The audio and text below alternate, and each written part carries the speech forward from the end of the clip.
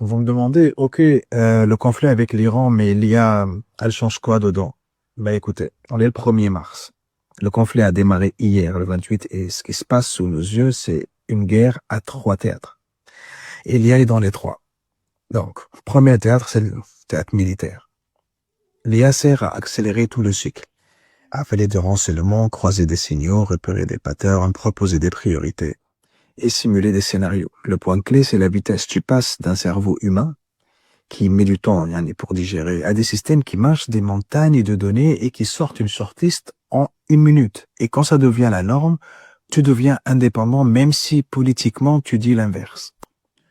Le deuxième théâtre, c'est l'information. Là, l'IA sert à fabriquer des réels, deepfakes, imaginaires, extraits de jeux vidéo. Et elles sont présentées comme des frappes réelles, vous vous rappelez, des vidéos truquées pour montrer une supériorité militaire. L'objectif, on ne veut pas que tout le monde y croie. L'objectif, c'est que personne ne sache quoi croire, qui croire. Et quand l'attention est saturée, la confusion devient une arme. Le troisième théâtre, c'est le cyber.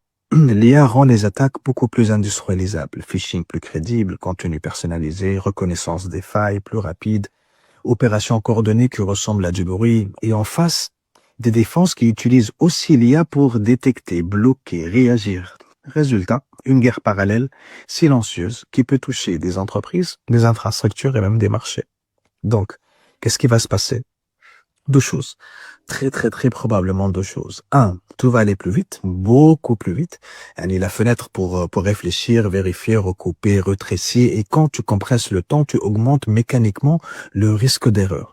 Deux, tu vas voir exploser le contenu impossible à vérifier. Et ça, c'est dangereux pour tout le monde. Citoyens, pour les médias, pour le gouvernement en place, pour les entreprises, parce que la vérité devient lente et le faux devient instantané. Et la vraie question à garder en tête, c'est celle-ci.